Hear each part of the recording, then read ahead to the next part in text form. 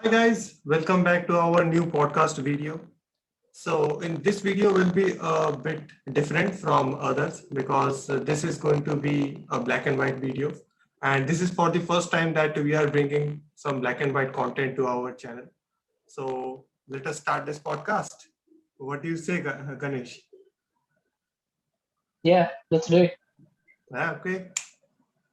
So hello Ganesh, how are you? And Hi, I'm good. How are you? okay, I'm fine. And can you tell us about yourself a bit about your profile, about your GPA, and about your GI scores and your bachelor's? Yeah, hi guys. My name is Ganesh. And so I did my master's from our year one to first knowledge course, right? Yeah, so after my bachelor's, I had to give like the GRE and the TOEFL. So these are the two exams I basically appeared for my master's. And then my GRE score was 315, and the TOEFL was 108 out of 120. So, and the GRE was 315 out of 340. So I did Wow, that, and that's then really good. Yeah, yeah, thanks. yeah, it's And a then good score. I got, 315 is pretty much very good score. yeah, I think I was hoping for some like more than 325 or something, you know. Oh my God. Yeah, so Yeah. yeah, yeah. So then I think in August 2016, uh, I started my master's from Michigan Technological University. I did masters in electrical engineering and with major, or you can say like a more courses related to the power systems, and some of them were to renewable and energy storage as well. So, and then after that, during the last semester, basically in the third semester itself, I got a co-op. So it's like cooperative education. I got an offer from STL, which is Schweitzer Engineering Lab. I got an offer for like project engineer in the automation side of electrical. So I used to like work on HMIs. Then HMI is basically human machine interface. So what you basically do is you create it's like a software. So you create an interface where you can basically control and monitor the data for a substation, then for data centers, for like pharmaceutical plants, Okay. or basically like in general industrial plants as well. So Wow. you can do that. Then I also worked on the SCADA, then testing of relays. Relays are basically the protective device which are used for protection of like electrical equipment such as like transformers and like our your like equipments as well, like what we use at households. So Okay. that's why like I worked like there for more than 3 years. Wow. So Yep. it's really great. And can you tell us that why you specifically chose US, not other countries? Because when it comes for electrical engineering, countries like Germany, Mhm. then Netherlands, they are really good at it. Yeah. In most of the European countries are really good. So you can pick this Yeah, one. that's Yeah. Yeah, so that's true. But you know what happened? So I did not have like a lot of exposure towards masters. I got to know like there is something like masters when I was in second or third year of my engineering. So my journey started from there. So and there wasn't a geo revolution at that time. It was I think in 2012 or 2013. So like, and we were not really used to searching all these kind of things. Right now, like you guys are more aware of all this because it's internet, all everything is like global and all that. So it's easier to find information. Right now you can see like you are now talking to me because of the technology and all that, but it wasn't that Yes. much Nowadays, prevalent internet is in much India more at least. accessible. Yeah. Exactly, yeah. Yeah, so I didn't know that. I just knew like okay, there is something called masters, and then I started like preparing towards it. And I knew about Germany, but there is that language barrier. So I didn't want to learn that like German just to go there and study. So that's the reason I actually like, didn't choose. And then there is always this like people are fascinated to go to US, so that was one thing as well. So that's why like I chose US for masters. Wow. So basically, you wanted much more US than Germany. Yeah, exactly. Yeah, and it was like, you can find at least at the time you would find like more people who were doing Yes. masters in US than like people in Netherlands or Germany. So Yeah. it was like the information was much more accessible, and there wasn't any language barrier as well. So Yes. Yes. So, can you tell us about your master's track? Means, what is the course structure? First of all, uh, what is your field yeah, of specialization in electrical engineering? Then, what is your course structure? yeah. Means, do So you have some project work or thesis work? So, which one you have? Yeah. yeah, so in my university, in my university, Michigan Tech. Yeah. So I did the coursework structure. There are like two. You can do coursework, I think, project and thesis. These are the three types of like ways you could basically pursue your masters.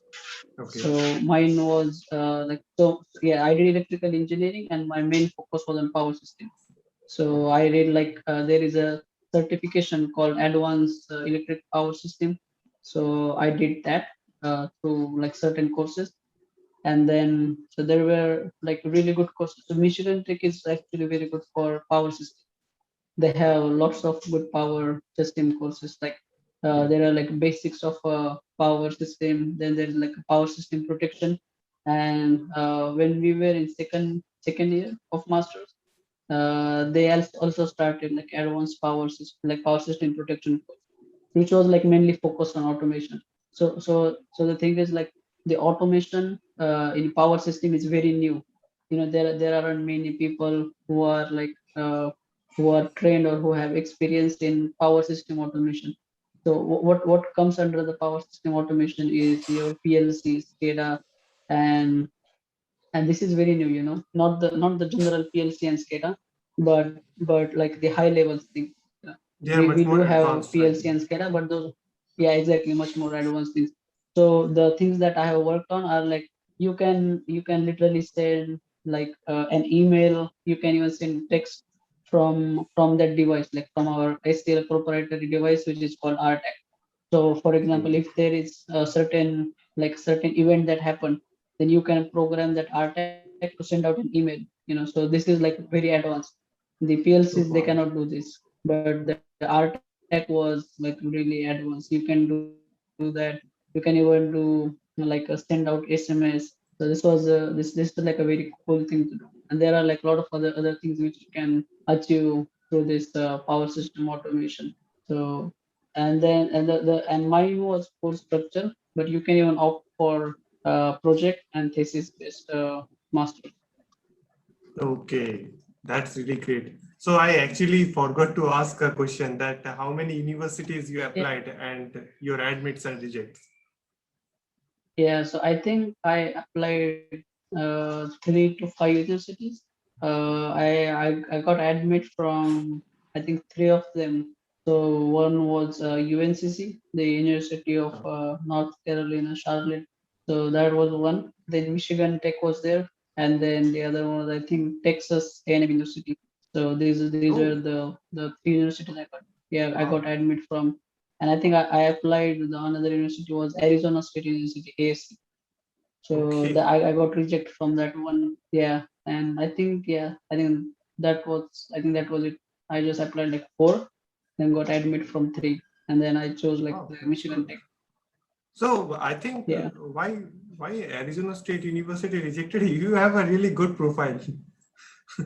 Yeah, yeah. your I mean, I GRE don't is know. also great. Yeah, it's Yeah, it strange. was good. So yeah, so probably I think it's like I might be like late in applying. It's like Oh, basically first come first serve. They don't they do it. I'm not sure if Arizona State has any deadline, but what they usually do, if they just like pick up the people, and they might. So what could happen? If you are in a batch where there could be more experienced people applying with less GRE score. Okay, so it's not like only GRE score matters or the TOEFL score yes. matters. Your overall profile should be good. So that's the thing. So for example, if a student has like really good like 2 years, 3 years experience, and then Yes. he has just like 300 score in GRE, then what can happen? And the professor is also working in the same field. Then the professor can say basically, hey, I want this guy. I don't care about his GRE score. He has this experience. So that's how like people get admit. It's not like the GRE score is basically the main criteria. Okay, it's the overall profile, how it plays the Yeah, role. exactly. Yeah, exactly. Yeah, and sometimes like so what I would suggest, like if you are applying to some universities and then say for example, you are like targeting say MIT, right? And Yeah, then you're targeting a certain major or some certain focus area, say like power mm, system. Then what you can do, you can go to their website, you can go to the faculty page, like the electrical engineering, and then you can search to their faculty and then see like who is teaching power system and who is the professor for those courses, and then you can go to their page and you can see what type of researches they are doing, right, or the projects they have. Then you can try to gain access, not the access, but you can try to get the experience, right? And even if you are like 6 months or just 1 year of experience, then you can yeah, use that and apply. And then you can even email the professor like, hey, I have applied for MIT, I have this score and this, but I mm, also have experience with this, and you are also doing research in this particular area, and I would be like really glad and fortunate to help you with your research, or like would like to work with you on this topic. yeah. So like please consider my application, or you can just email them, and then you might have like upper hand towards getting an admit. Great. Yeah, it will really help Yeah, students to join that university or to work with that professor and to get that yeah, university exactly. first Yeah, chance itself. yeah. So for me, there wasn't anyone who would like tell me you can do that. But if you know someone, then it's very easy to like you can even like already have like a job before even landing in US. You can once you got the admit, just like start emailing the professor. I would say like just go through the entire dictionary of your university and Yeah, then just like send them like your resume or CV and then tell them like, hey, I would like to do I would be joining this class and I'll be doing this.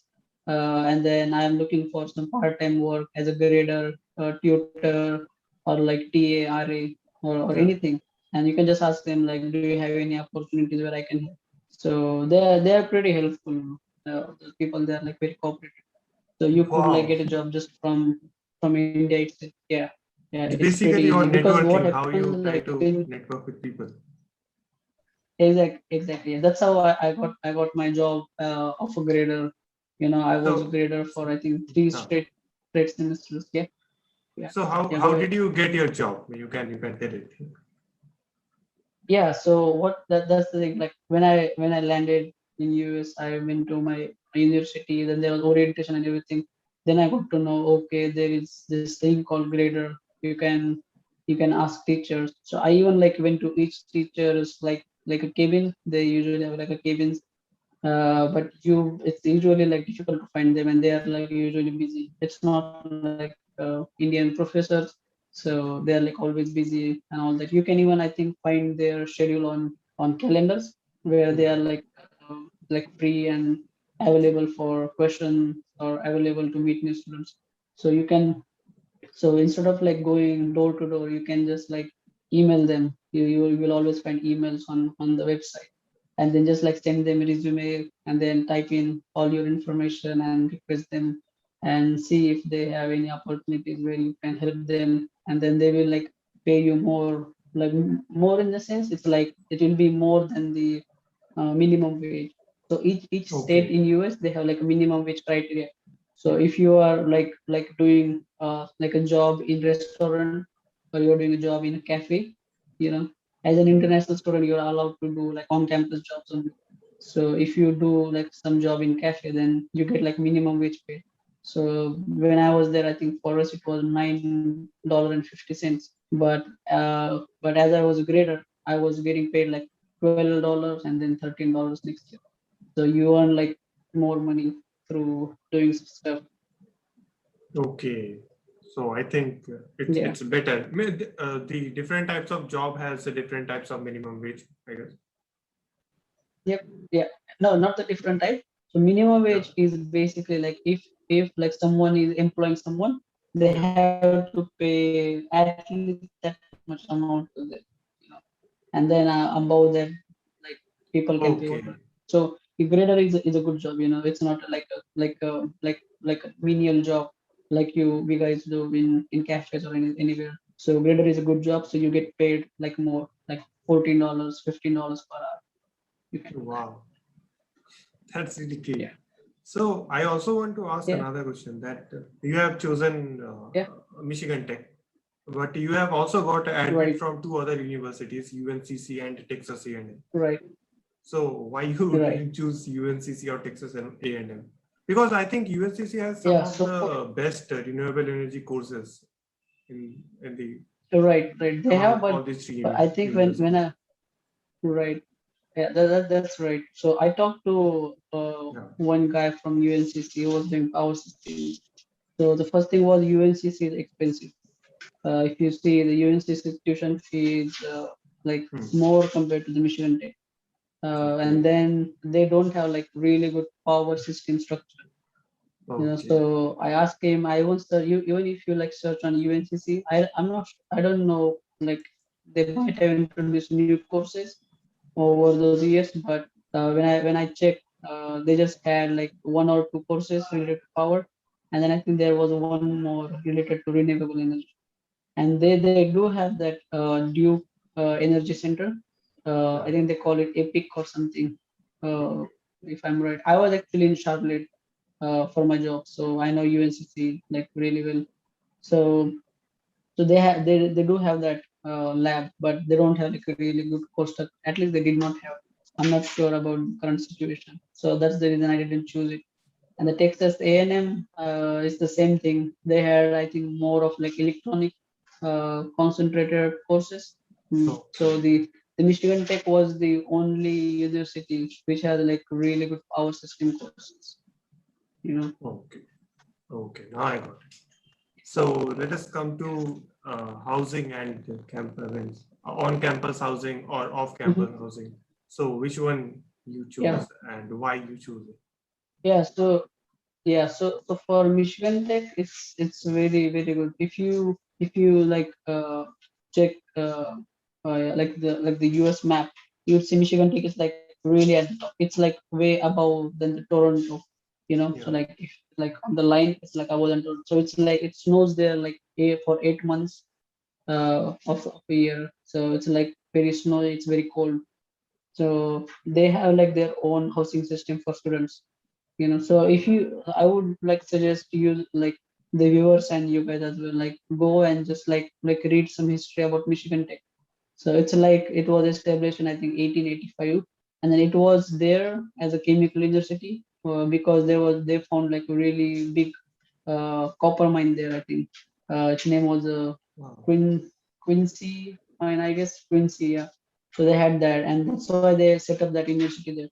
And the population was really big. So that place, it was supposed to be like capital of Michigan, but then what happened after certain years? uh, the, the copper in the copper in the mine, it wasn't that much, so people started moving out of that location, and then the population reduced like a lot. So at the start it was like 65,000, and right now it's just 7,500, and out of that I think 4,000 is students. So there's like not a lot of people. It's like very small town. So it's so that's the reason like the university built housing for students, and it's like very cheap. First of all, it's very cheap. Yeah. So for us it was like $600 for one bedroom. So two guys can live in one bedroom. I mean, you can live like three or four. It's not a problem, but usually people just live like two of them. So one in hall and one in bedroom. So you just get like $300. But I think now they have renovated all the apartments, and the rent is somewhat like $750 like for one bedroom, and I think $900 for two-bedroom apartment. So it was like pretty cheap, yeah. Okay, so while doing your And job they for grader, you used to cover up those expenses, right? yeah, exactly. It's like, so your 20 hours work week is basically enough to cover your living expenses, your food, and your like other expenses. Because even for transport, like if we had to go to say Walmart, the Michigan Tech had their own like bus which used Okay. to go there like every 1 hour, like every day. So that Wow. was really good. Yeah, the university is very good. The people are very helpful. Even the Yeah. international office, like which is Yeah. basically for international students, they are like super helpful. Wow. So it's a very good university. So, what are the other types of campus involvement where the students mainly try to involve themselves? Like many universities, almost all the universities in USA have different types of clubs, organizations. So Yep, I have also seen that yeah, Michigan that's Tech true. has some of the best, I think, clubs which participates in world championships or like that. Uh, Yeah, so can you that's tell true. about? So there Yeah. are, yeah, sure, yeah. So there are like basically a lot of groups or like so groups or there are like organizations are there. Hmm. So there are a lot of them, and uh, like you can basically search for all of them on your or your like university website. So I was part of LCI, which was like continuous improvement Okay. thing. So it was like it was like every Tuesday at 6 p.m. for 30 minutes. So you go there, they will teach you something regarding continuous improvement, you know. So you can learn something out of that. You network with people Yeah. and basically like international people. You know, usually there are a lot of Indian people, so we just hang out with Indian people. So there you get chance to, yeah, exactly, you get chance to interact with like some international people, get to know their culture, and it's like they do like fun activities. They even like take you out to certain locations. For example, like I went to Wisconsin for a trip, which was Okay. regarding the railway. Yeah. So I was also in another group called REACT, like a railway association, something I don't remember the long form exactly, but it was related to the like railway engineering and everything. So they basically, yeah, took us there, and it's like free of cost. You know, you don't have to pay anything to those organizations. They like arrange. It's just like you have to pay for your food, depending on how much funding they have. You know, if they have like enough funding, Okay. then they will just spend everything on you. You don't have to pay anything. So it will be free, So there are completely like, free. yeah, it will be free. Exactly. Yeah, yeah. Yeah. Yeah. So it's like very good. I mean, before you land in US, you have a lot of time. Just go through your university website and Yeah. just like search for all the organization You groups can you also, want I to have also get heard that yourself involved in. you can also open your own club or groups like that. Yeah, you can do that. Yes, yeah, you can do that. So it's like they have their billboards, like where you can like post an ad or something outside Yeah. of like your classrooms or in each building, and you Okay. also get to announce some stuff in like emails. Then in the library itself, you can do that. So that way you can promote your group, and then you can have, if you have an agenda or something, you can like tell them, hey, we have this group, we are planning on like doing Yeah. something, and it would be great if you guys could join. And then usually the best part is like sometimes you get food, so we usually used to go there to eat pizzas every Tuesday. So yeah, so because people don't usually like join the groups, so that's their way of like providing food so that people at least come there, join. And then some people who really likes it, they just keep on coming. No, So it's wow. good. That's really Yeah, great.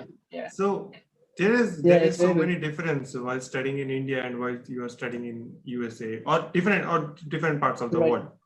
Because right, you have actually studied your bachelor's from India and you have studied your master's right. from USA.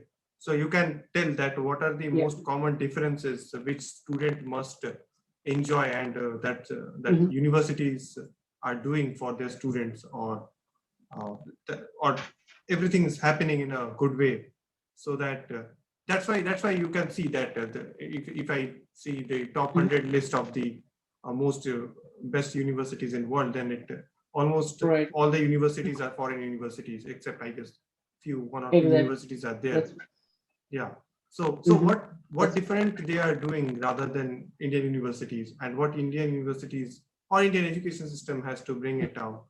So that means people can Yeah, gain interest and they do not go abroad to study. right. So I think first thing is like like freedom to choose what you want to study. I mean, that's the Yes. most important thing. So for example, for my bachelor's, I Yeah. had a set course. Like if you are in the first year of engineering, you have to learn or you have to take these subjects. We call it subjects, right, in India, but it's Yes. like course, same thing, courses. So you have to have like all these things. Everyone will in your class, everyone will do the same thing. Then you just keep on following that. Whatever your university has basically prescribed the courses, you just take that. There isn't any thing like, okay, I don't want to study this thing. I want to study like chemistry. I want to do some economics course. You cannot do that here in India. But Yeah. as opposed to that, in US, you can like get an admission as an say like electrical engineer. But depending Yeah. on how you move forward or what courses you take, you can like graduate like you can graduate as an economics major. You can graduate as a Wow. biology major. It all depends. Yeah. So you just have to like choose courses. So there is like a date. So for example, the semester is going to start now, right? And then Yeah. what you can do, they will give you a date, and then on that date they will open up the courses and say they have like 50 like capacity, 50 tons of capacity for course.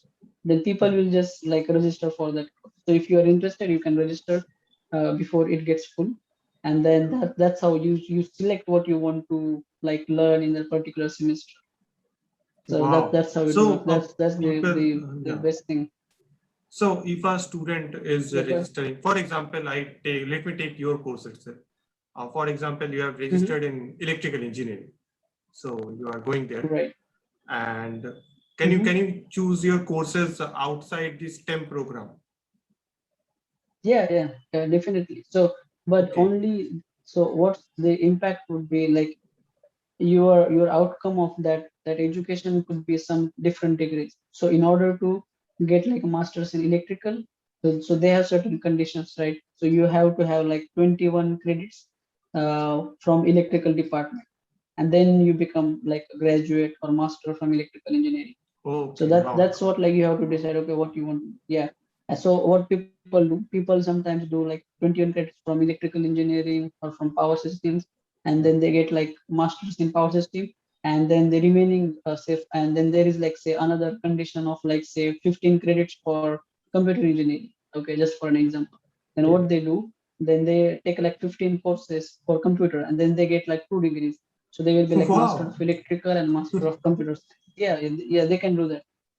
But for in order to get master's degree to complete it, you just need like 30 credits. But you would go in So that case, you would go over 5 credits more. So so it people will be like 35. pay And more, I think and then people they do. also does that. Exactly. Yeah. Yeah, So exactly. Yeah. and if he or she gets those 2 degrees, it's then he or she can also Mhm. uh, their paths will be much more open, right? They can apply to Yeah, computer exactly. Yeah. science Yeah, you can related apply to fields, yeah, yeah, exactly. as well as the electrical Exactly. And related then fields. Yeah. right. And also the another difference is, so electrical and computer fields are like very interrelated, right? So for Yes. example, you Yeah. see like you said like you're a fan of Tesla, right? So Yeah. Tesla is basically a combination of electrical and computer, Yes. right? So you have to like you must know both of these in order to like build an electric car. So Yeah. but here in India, in electrical as in they just teach you like pure electric. They don't teach you like computer. So that's also like a drawback, I would say, we have here. We have very few options here other than like unlike USA. Yeah, Yeah, and when you exactly. are getting into a degree like in electrical engineering in India, then you will come out as an Mhm. electrical engineer itself, or you will not qualify. These are the two All right. options. And in USA, as you told, Yeah, that exactly. you can come in as an electrical engineering student, but you can come Mhm. out as a computer science a master's student also. Computer, exactly. Yeah, Yeah, it like completely depends on what type of courses you select for your yeah. semester. Hmm. So yeah, it like all Wow, depends. that's awesome. Yeah, No. And yeah. so let us talk about your H1B process. And first of all, we will come to that later on. first of all, how you got your Mhm. job and from where you applied, like which types of platforms you applied. You did your connections or you applied from LinkedIn or other career fairs. So that's Right. Yeah. So like I did not have any experience when I like went for masters. So if you have some experience, it's always a plus point. But if you don't have, I mean, it's like a little bit difficult to get a job. So in career fair, people who have like experience, they usually get a job. And say if you are university, so my university wasn't like near any industrial area. So for example, you know the Wayne State University, Wayne State right? University. It's Yes. in Detroit. Yeah, Yeah. Wayne State University. Yeah, so it's in Detroit. So that university is not that good, but all Okay. students in Wayne State University, they get internship for sure. You know, because they're in Detroit. So all of them, they get internships no matter what. So that's like a very good Wow. point to like note that. Yeah. So So they geographical get location actually internship. matters, where you are going. Yeah, exactly. Yeah, so it matters a lot. So I actually got like a couple of interviews from career fair, but they never converted into a job. So in my third year, I just like started applying. So what you can do, you basically like know what are the companies from your field. So you just go on their website and just apply. You just like keep on applying. So for my job, I think I applied around like 600 positions. So I did Wow, like apply 600 for positions. 600. Yeah, yeah. It's And it's what it's was the like span? Means, sometimes you just yeah, so you over applied like 3 months. I'd say. Yeah, over three over three months. or 2 months, I think. Oh my Yeah, God. yeah. So it's like so your target should be like applying 50 positions each day. That's what your target should be. Wow, Yeah. man. So that's crazy. So what? So So it's like I would say like it all depends. Again, because if you have experience, you get a job just like that. But if you don't have an experience, and then you are not exactly at the right time at the right place, then you might have to like apply much more. Because I have Yeah. my friends who did not get job even after completing masters. Like after 2 months, some of them came back to India. So that also happens. So you have to like just keep in mind like just apply as much as you can. So I did that, and then I had like I think 11 or 12 interviews, and then from that Wow. one got converted. Yeah. So and the other point was, even if I was just in like third semester of my masters, I was applying for full-time positions. So I Okay, so actually gave can we do interview for that? full-time position. Yeah, Okay. I mean it like all depends. I just had one credit left for my last semester. So what I did is like I applied like for full time. I went for interview. I didn't tell them. I mean this is not correct, but I just went ahead. I went for interview. Then everything like went well. They sent me a job offer letter, and then I told them like, hey, I just have one credit left, and that credit I can be used for my job. So I was doing full time job, but on paper I was doing Okay. just to get that credit. So there wasn't any burden of coursework on me in my last semester. So Wow. that was a really good thing. So It you was a can try slow. that because there yeah, exactly, and there wouldn't be like a lot of co-op positions. So that's why Okay. you have to apply for full time as well. So I did that, and then like I just got job in my third semester itself, and I did not have to attend like fourth semester because there was just one credit. So I just like attempted that, and it was successful. I have also seen that many people gets an internship and they Yeah, convert those yeah, internship into full-time job. yeah. Maximum So thing it's it like happens. like exactly, yeah, 90% I would say Yeah. like they will hire you for full time. Okay. Whenever they interview for internship, they usually look you as an asset for long term. So they wouldn't say like, okay, we just have to have this guy for 3 months, but it's like they will consider you for full time position as well. Wow. That's really great. Yeah, So yeah. did you get any kind of internship before your full-time job? Means No, did so you I apply just so for? I had Yeah. like Yeah, I did apply, but I did not have experience, so I didn't get anything out of it. And my main courses, because of which I got the co-op, they were like in third semester. So that's why, because of Okay. all those good courses, I got job like in fourth semester itself. So I didn't get the internship before, but I got the co-op. So it was, Wow, and it actually get converted into your full time, then that's not a yeah, problem. yeah, exactly. Eventually, you Yeah, it got was. a job, so that's Yeah, pretty much full easy. time. So, Ganesh, let me ask you another question. That you have got that interview, and then you got your full time job. So, how's Yes. the interview process in US? How it actually goes? Yeah, so what happens is, so once you apply, you get like an email, or sometimes you directly get a call like, hey, you applied for this position, and then we would like to set up an initial screening. That's what they say. So initial screening is basically like initial HR interview. So it's like kind of like reverse to what we do here in India. In India, HR interview is mostly like at the end, but in US it's like the first thing.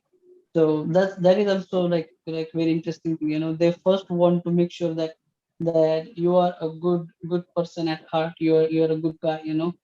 Before moving into the technical things.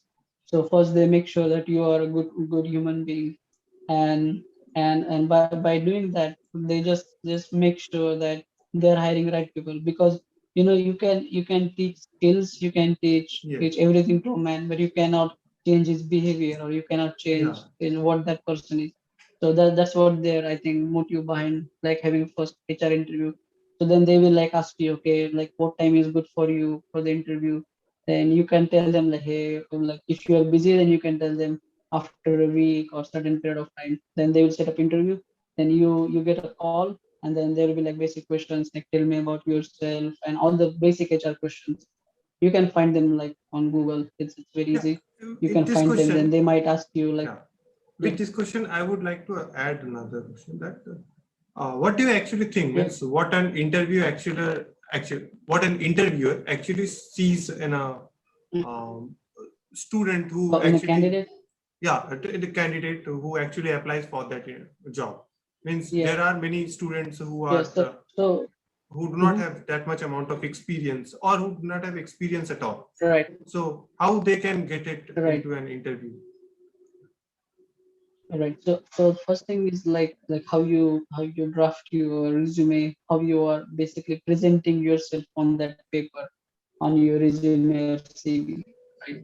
So if they find relevant, if they find like, okay, this guy is like, if they get from your resume that this guy is like willing to work, willing to learn, he is doing some like other things, or like you guys are doing startup. So they basically like get interested. Okay, let's at least give this guy a chance. And I mean, if you don't have relevant experience, of course, this, Yeah. right? But Hmm. if you have courses, then obviously they will see it. Okay, this guy has like really good courses, and these are matching the job description, and then they basically give you an interview call. So that's how you give it. But Okay. that's like initial stage, right? So then the HR, once you get the HR call, they will ask you general questions and some technical questions, which would be just like basic questions, and then they will verify, okay, are you like at least good with technical and prepared to do a technical round. Then once you are done, then probably sometimes they tell you right away, or sometimes they will say, okay, we will get back to you in a week. And then if you get selected, then they will tell you, okay, you're selected, and then you can like, we want to set up an like a technical interview. So then they will set up a technical interview with the hiring manager. Then Okay. hiring manager is basically the manager in whose team you'll be like working. So Okay. you do that, and Yeah. yeah, and once you like are done with the technical interview, Yeah. then they will like So, call you so on what site. they mainly So they ask will in during the technical interview means what they, for example, just take basically, your example. Yeah. yeah, so for me, they will like ask you all about like electrical things, and what. So the in US the interview process is not like India. In India they will like ask you, okay, tell us formula, okay, tell us what's the value of this constant. It's Yeah. so like these things are irrelevant, right? You don't need to like memorize a formula or something. So they will just like basically test your knowledge, if you know the basic thing. And more of they will ask you based on your resume, like, okay, Okay. you have these things in your resume, so what did you do, how did you do this, what did you learn, and then like some technical things in that they will ask you. And once you are or on site or even in the technical interview, they will ask you questions. For example, they are looking for a guy who is an electrical engineering, and they want someone who can develop, say relay settings, or Yeah. like develop some SCADA system or something. They will ask you like, hey, do you have experience with SCADA system? If no, do you at least know what SCADA is or how it works? And then from that they will know, okay, we have our guy, or he at least knows the SCADA and we can teach him. And if you like go through that interview and you pass, then they will call you on site. So on site interview, basically they will call you and in their Mhm. office, and then they pay you for everything. They pay you for your food, your travel, your hotel, everything. They pay you for everything. And when you go there, then they will have. So for me it was like they send me a presentation. They send, and then like they basically send me a questionnaire. Like there were 4 or 5 questions, and then they said like, okay, make a presentation, and from your presentation all of these 5 answers, for all of these 5 questions should be answered. So I just made that presentation and I gave it, and then they usually ask you some more questions. And if you are good and everything is good, then they basically extend you and job offer later. Okay, so that's the final stage where you get the job offer, Yeah, right? that's the fun. Exactly.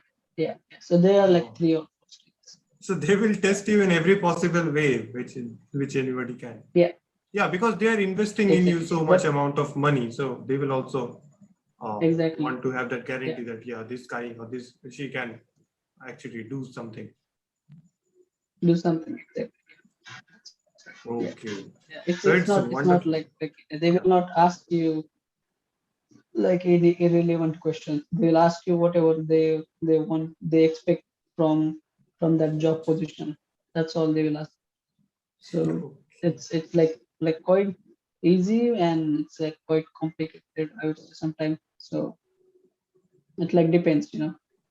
If people gets nervous, then obviously he or she will definitely Yeah, they will exactly. mess up. But if you Yeah, remain yeah, calm and if exactly. you know Yeah, if you're exactly what you are confident, going yeah, for, yeah, then you can yeah, definitely exactly. cross that path. Uh, Right. So That's this was very much informative because many people ask that how to crack an interview mhm. in US because they comes Right. out as a engineer from as a master's graduate, but they sometimes there are people Right. who do not get job or they get very few jobs. So yeah, However, that's right. their potential is much more, Mhm. but still. So what's the Yeah. technique you told that, and it was really awesome. So with this Yeah. question, I would also like to add that how was your visa renewal process? Means you were in the OPT period, then you extended that OPT, and about your H1B. Yeah. You told me earlier Yeah. that So your H1B was having some issues. So can you tell yeah, me? exactly. Yeah. So how it works is basically there are like 2 things where you do the job. Like CPT is while you are in school. So they Yeah. basically call it school. They don't say like university or college. So when you are in school and you do internship or co, that's CPT, right? And once you are graduate, like once you graduated, then you are on OPT. So Yeah. first 12 months of OPT is common for all international students. So you do that, and then you again apply for OPT, which is STEM OPT. That's for like 24 months, 2 years. So that's how like you get 3 years of OPT, and you can work. And during your OPT, like those 3 years, your company will apply for your visa, like the H1B visa. And each year there will be depending on whether you get picked up in a lot or work visa moves forward. So unfortunately, like for me, I didn't pick up in all those 3 attempts. So that's why like I had to come back, and then then probably they will apply for like next year again, and then if it gets picked up, then I can go back and like start working again. Oh, So means that's the it thing. But happens that now, if you don't get the three chances, then also they yeah, can apply for it for you. yeah, I mean it depends, if say for example you have really good skills, you have Yeah. like a knowledge that they don't have, or they don't have some person doing it, then they will like do that. Otherwise, they won't. So it all depends on company. It's company to Wow. company basis. I have actually seen Yeah, the first case where people is saying, where a student is yeah, saying that it happened with him. yeah, exactly. Yeah, Because it really yeah, yeah. needs That happens. investment, but Yeah, you are in that company, and when they are keeping you for one yeah, more year and they are applying for you, so it means that they have right. seen some amount of potential. That's why they are investing time Hmm. and money for you. Yeah. Right, exactly. Yeah, yeah. It's So it great. all like depends on your company. Yeah, right. So Yeah, till that but time, right. yeah, Mhm. you can Yeah, continue. so I was going to like, yeah, the H1B process right now is not like the system is kind of broken, I would say.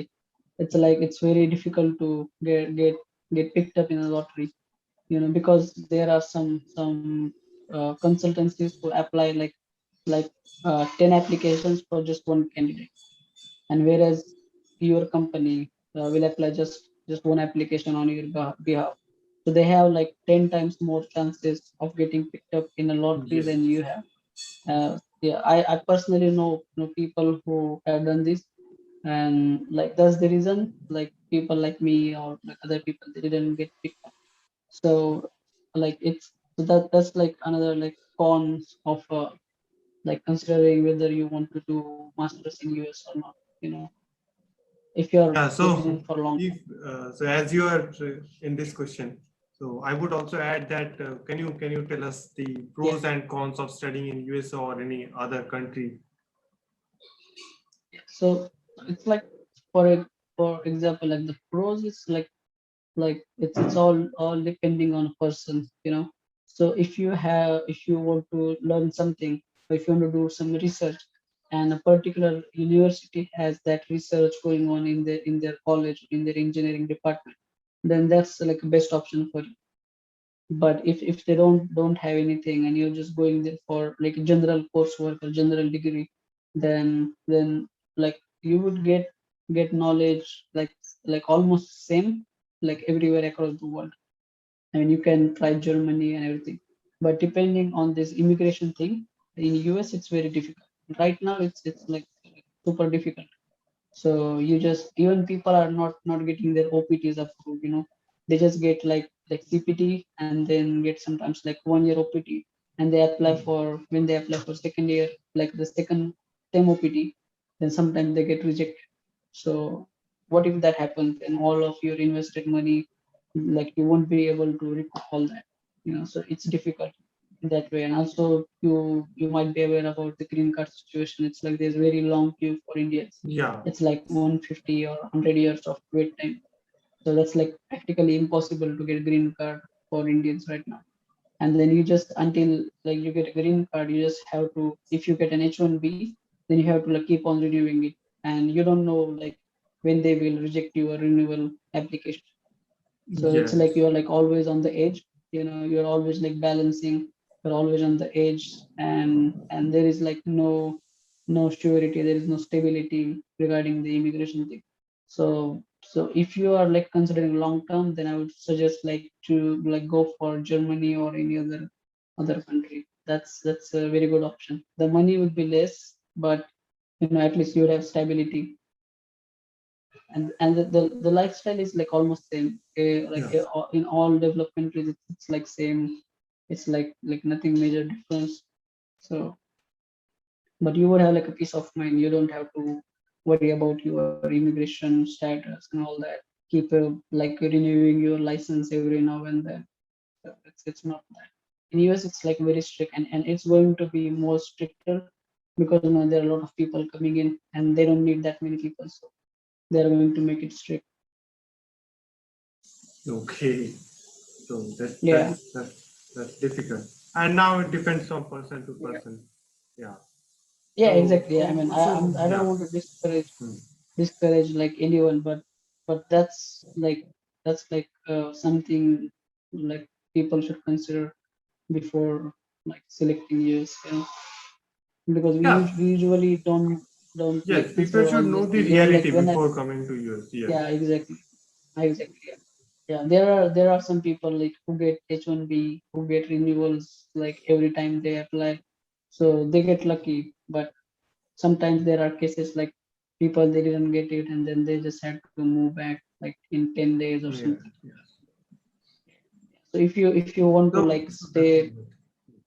Hmm. yeah, exactly. So if you are looking for long term, you don't want to come back to India, then like choose a country which is more immigration friendly. Their laws are more immigration friendly. They will let you just stay there. There won't be any problem. And I think Europe is a better option. Europe, Australia, New Zealand. Yeah, Yes. Yes. yeah, Even Canada is also a good choice, but nowadays it is becoming difficult for getting yeah, going through that immigration process in Canada. exactly. Yeah, However, I think yeah. I So think it in will be Canada is much more stable. Hmm. yeah, exactly. Yeah. So in Canada, like the core jobs are not that much, and the Yes. PR process through PR process they only invite talented people.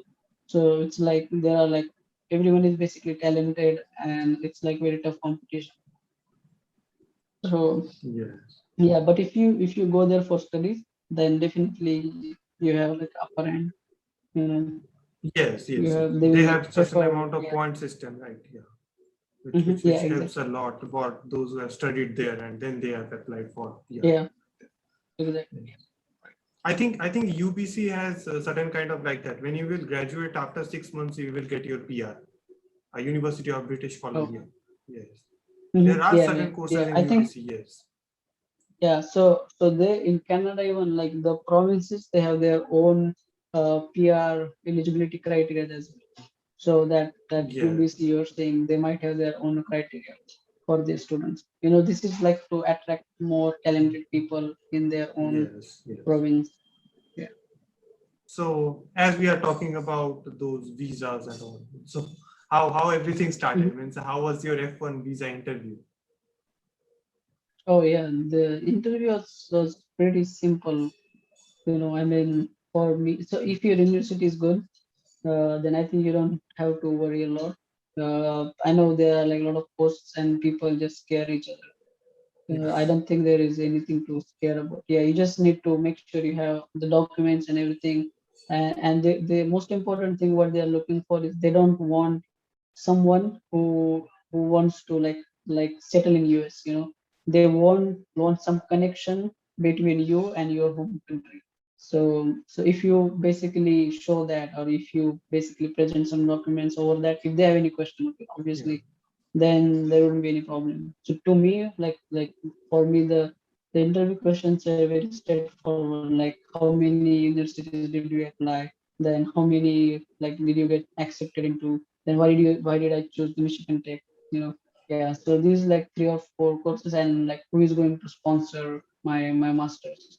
I think that was all. They didn't even ask me for any document or anything.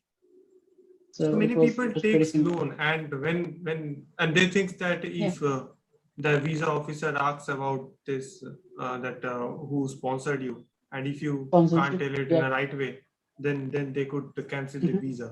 So what do you think? How to tackle that question?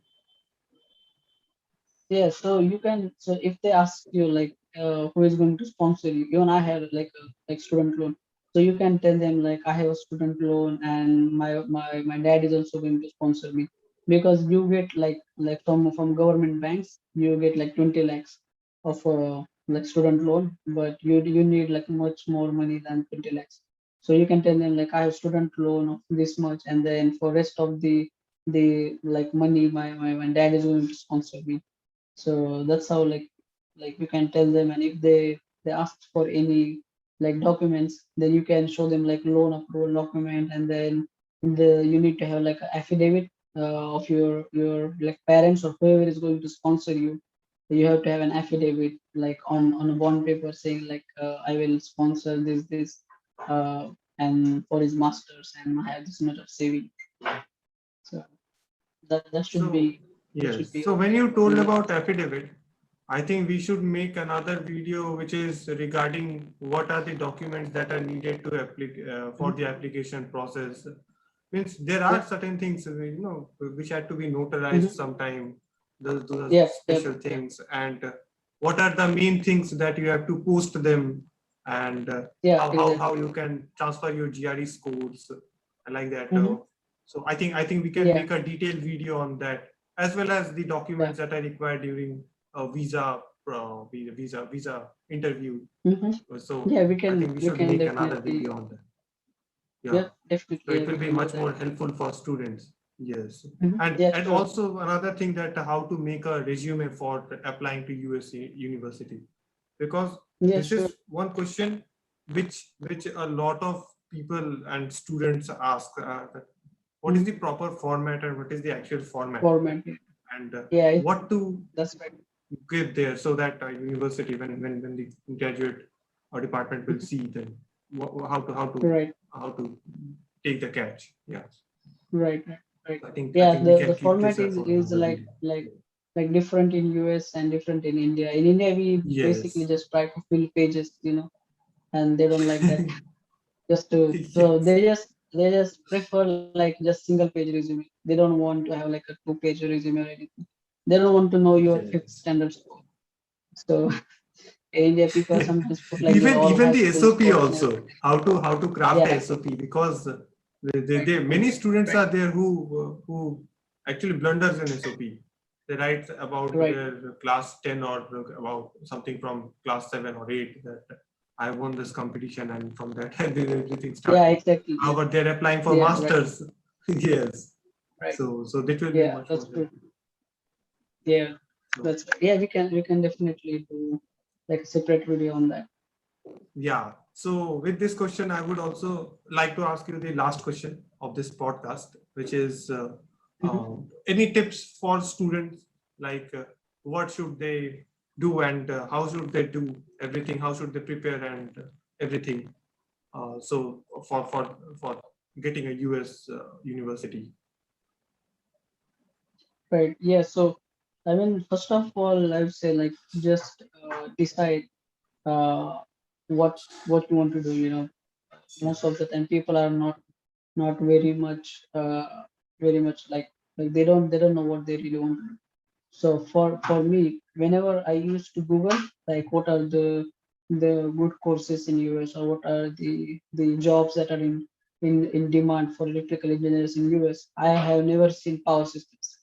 I don't know, like have you like you have like how much you have seen, but there are very few people who do like masters in electrical or masters in power system, and that's in US. There are very few people. So that's Yes. that's what I've seen. Yeah, Maximum right. people tries to do masters in electrical, but they ends up connecting your that electrical with either computer science or any engineering management course or any industrial Yeah, exactly. engineering course.